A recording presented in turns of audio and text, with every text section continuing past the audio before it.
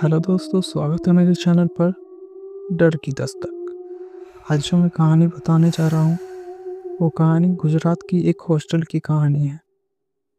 वो हॉस्टल में एक लड़की नई रहने के लिए आई थी। वैसे तो उस हॉस्टल में पहले से एक लड़की रहती थी, साथ में एक लड़की नई रहने आई थी। दोनों एक साथ रहती थी एक ही रूम पर। दोनों आपस में खाना बनाती थी और आपस में रहती थी। उसी हॉस्टल में एक लड़की नई आने वाली थी। पास में एक रूम खाली था, उसी रूम पर आने वाली थी। तभी अचानक प्रीति के पापा कॉल करके प्रीति से पूछती है कि तुम्हारे हॉस्टल में कितनी लड़की रहती है। प्रीति कहती है, बस पापा, मैं और एक लड़की रहते हैं एक रूम पर, और पास वाले रूम पर एक नई लड़की आने वाली है।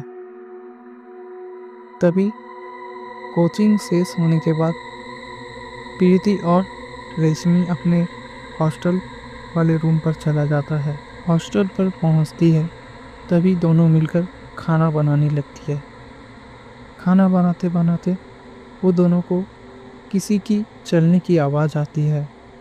तभी प्रीति गेट खोलकर सीढ़ियों के पास जाकर देखती है कि कोई भी नहीं आ रहा है। प्रीति कहती है, तू भी सुनी थी ना आवाज़ किसी की चलने की, मगर अभी तो कोई भी नहीं है यहाँ। तभी फिर से चलने की आवाज़ आती है। कुछ देर वो दोनों वहीं से रुक कर देख रही थी कि सीढ़ियों पर कौन आ रहा है। तभी एक लड़की हाथ पर सूटकेस और कानों में फ़ोन लगाकर अपनी माँ से बात कर रही थी।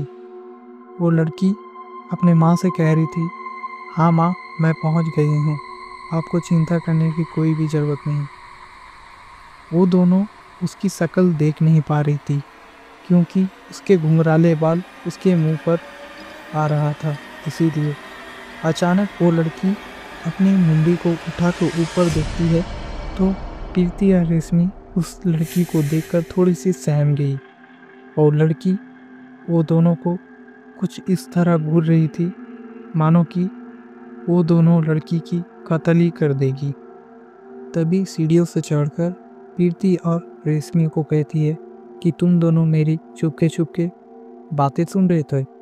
तभी प्रीति ना में इशारा करके कहती है, नहीं, हमें लगा कि कोई आ रहा है इसीलिए गेट खोले, हमें तुम्हारा बात सुनने का शौक नहीं है। तभी रेशमी हाँ पर जवाब देती है, हाँ, गार्ड वाले अंकल ने कहा था कि तुम आने वाले हो, इसीलिए हम लोग रूम से बाहर आ गए तुम्हारे स्वागत करने के लिए। वैसे तो तुम्हारा नाम क्या है? मेरा नाम रेशमी है और इसका नाम प्रीति।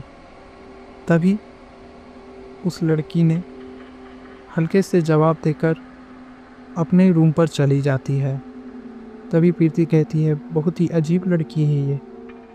वो दोनों भी अपने रूम पर चली जाती है। दोनों अंदर जाकर अपने किचन में खाना बनाती है और खाना खाकर गहरी नींद में सो जाती है।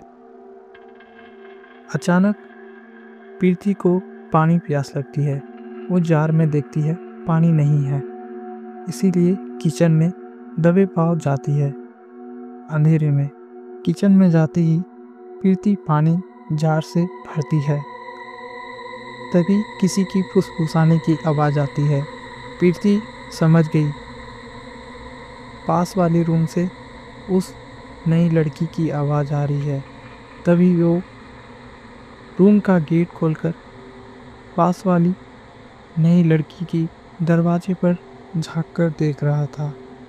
उसके घुंघराले बाल उसके चारों तरफ से मुंह को ढका हुआ था और हाथ में एक किताब को लिए हुए कुछ अजीब सी मंत्र पढ़ रहा था।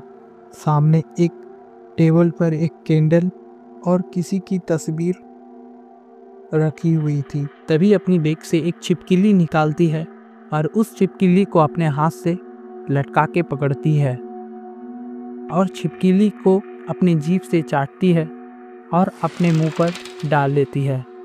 ये घिनौनी पंक्ति देखकर प्रीति डरने लगी और गेट के पास अभी वो नहीं बड़बड़ाने लगी। देख लेती है गेट के पास कि प्रीति खड़ा है। अचानक वो उठकर गेट के पास आकर खड़ी हो जाती है। प्रीति वहाँ से भागकर अपने घर के अंदर ढुक जाती है। प्रीति गेट के पास जोर जोर से सांसें लेने लगती है। तभी वो नई लड़की आकर गेट के पास खड़ी हो जाती है। वो समझ जाती है प्रीति बहुत ही डरी हुई है और गेट के पास ही जोर जोर से सांस लेती है। अचानक गेट के अंदर से एक हॉल में ताकती है। तब देखती है प्रीति को एक आँख नजर आती है।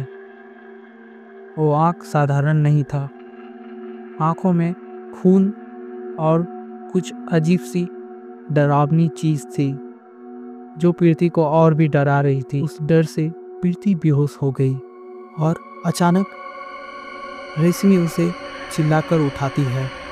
कहती है चलो टाइम हो गया है, कोचिंग जाना पड़ेगा। तभी प्रीति जल्दी से रेडी होकर घर के बाहर आती है।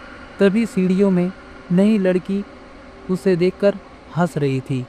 प्रीति उसे इग्नोर करके वहाँ से चली जाती है। कोचिंग में वो अच्छे से पढ़ाई नहीं कर पा रही थी।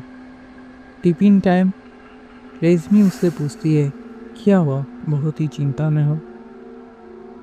प्रीति उसे कहता है वो नई लड़की तुझे कुछ अजीब नहीं लगती। रेशमी कहती है हाँ अजीब तो लगती है। वो आज सवेरे ही अपनी माँ से बात कर रही थी। माँ से उतना कौन बात करता है। कोचिंग से सोने के बाद प्रीति या रेशमी हॉस्टल चली जाती है। उसके बाद प्रीति के पापा प्रीति को कॉल करता है और हाल चाल लेता है। तभी प्रीति से कहता है उसका ध्यान रखना, वो बहुत ही अकेली है। उसकी माँ हाल फिलहाल डेट कर गई थी। प्रीति ये सुन के प्रीति के हाथ से फ़ोन छूट जाता है और फ़ोन टूट जाता है। प्रीति बिल्कुल ठंडा पड़ गया था, मानो कि बर्फ़ की तरह। तभी लाइट चली जाती है और पीछे मुड़कर देखती है नई लड़की खड़ी है एक कैंडल को अपने हाथ पर लेकर। वो कहती है तुम्हें तो पता चल गया। क्या पता चल गया? मुझे कुछ पता नहीं चला। तुम यहाँ क्या कर रही हो? और तुम खाना खाई? तुम्हें तो पता है मैं क्या खाती हूँ। प्रीति समझ गई मेरी और मेरे पापा की बात नई लड़की सुन ली है, इसीलिए वो यहाँ कैंडल लेकर आई है। और वो जोर जोर से हंसने लगी।